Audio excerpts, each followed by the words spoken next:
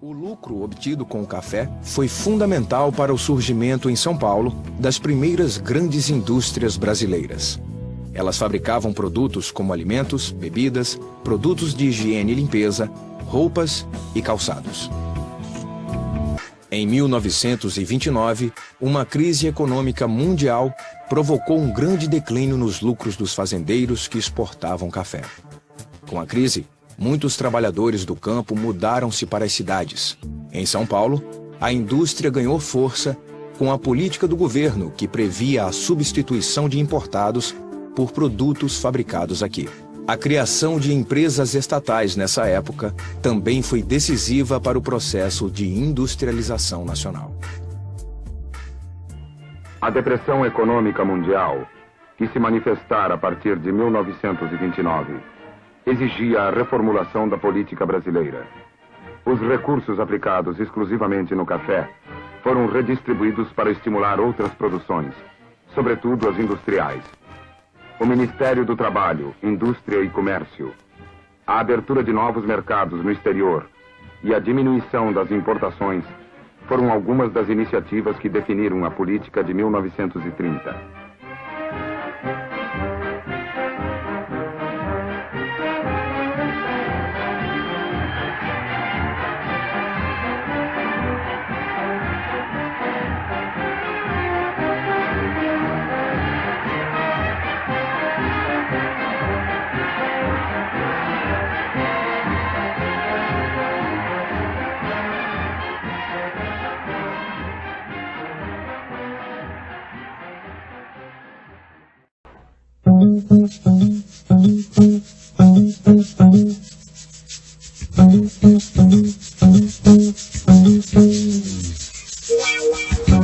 O que é que mudou concretamente a partir de 1930?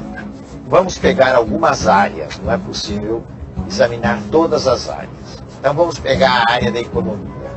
O que aconteceu durante os anos 30, até o final dos anos 30, foi o fato de que o Brasil tinha condições de produzir café numa escala muito maior do que um mercado mundial em crise podia absorver.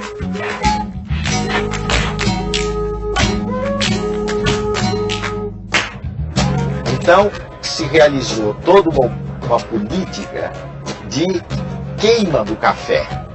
O governo comprava o café dos cafeicultores e queimava o café para regular a oferta no mercado internacional.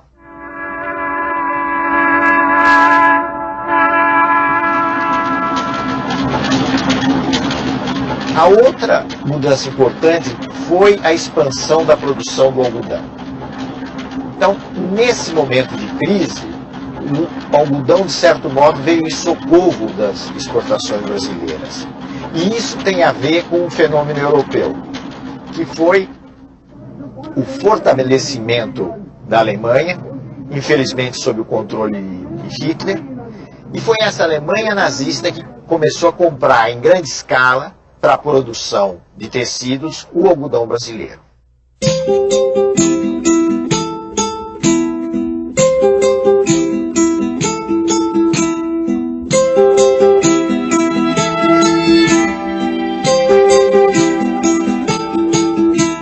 O impulso inicial dessa industrialização brasileira no pós-30 foi proporcionado exatamente pelas condições da crise mundial.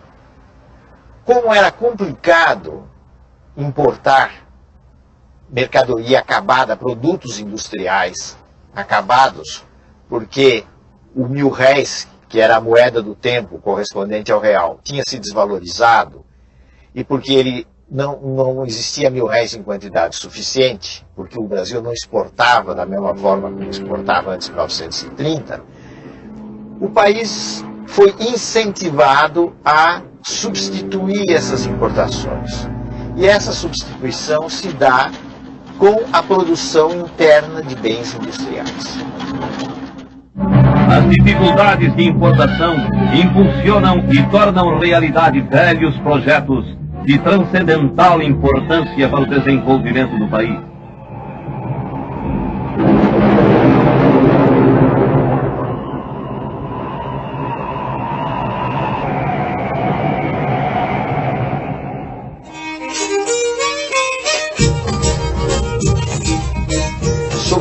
partir de 1930, com exceção dos japoneses, a mão de obra estrangeira deixou de vir para o Brasil. E a mão de obra utilizada nos grandes centros do Centro-Sul foi principalmente aquela que migrou de pequenas cidades mineiras e que migrou do Nordeste, entrando principalmente na atividade da construção civil e da atividade industrial.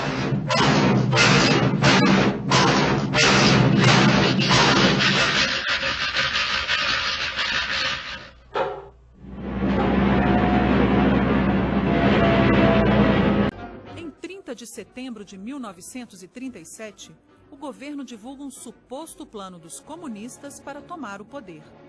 O chamado Plano Cohen é falso, mas serve como pretexto para Vargas implantar uma ditadura no país.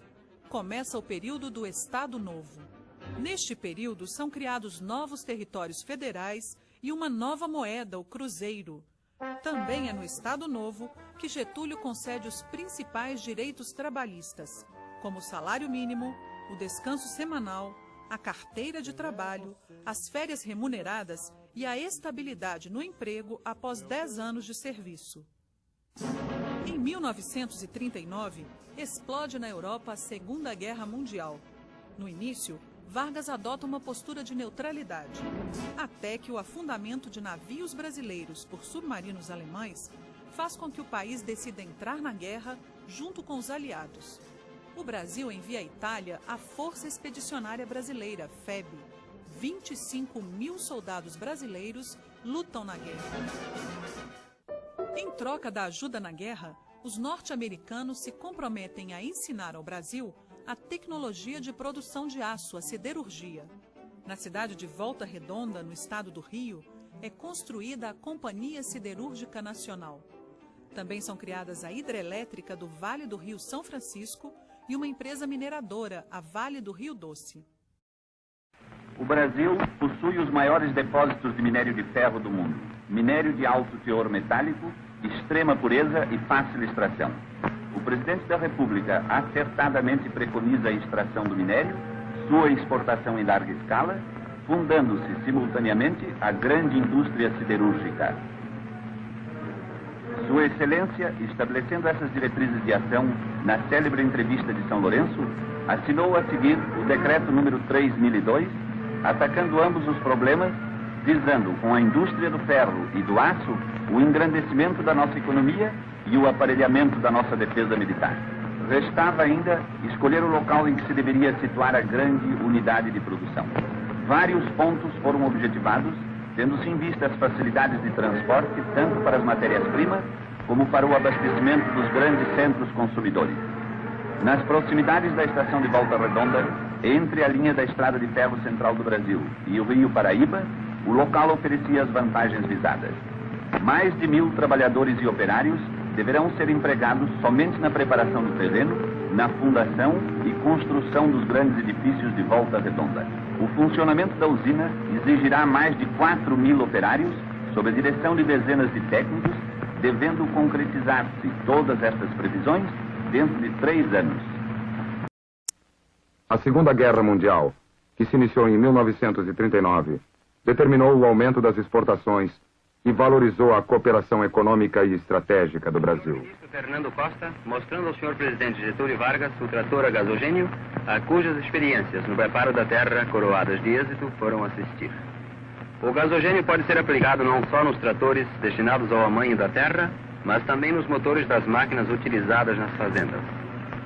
À medida que avançamos para o sertão, a lenha perde o seu valor, enquanto os combustíveis importados aumentam de preço.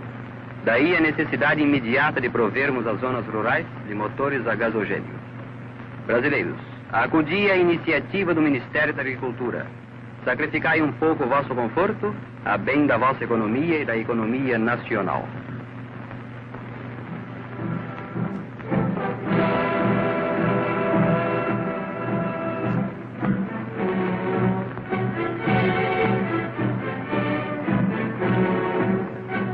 Getúlio cria a Comissão de Estudos do Petróleo, que inspira o decreto que passa a propriedade da União as jazidas de petróleo que viessem a ser descobertas no Brasil. Nacionaliza as indústrias do refino e cria o Conselho Nacional do Petróleo.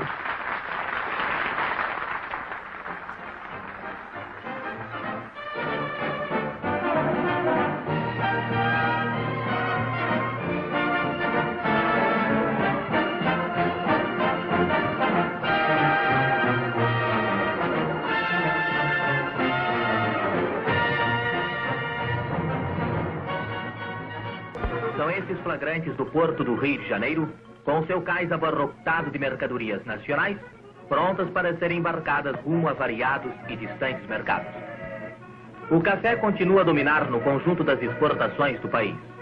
Observa-se, porém, cada vez mais, uma notável tendência para a diversificação dos produtos que asseguram o extraordinário volume do comércio externo do Brasil. Os couros, por exemplo, de que aqui vemos boa partida, apresentam-se já com apreciável relevo na lista daquelas exportações. O Estado protegeu as atividades industriais através de uma série de medidas. Primeiro, ele facilitou os empréstimos bancários. As indústrias tomavam dinheiro dos bancos com juros mais baixos e prazo de pagamento mais longos.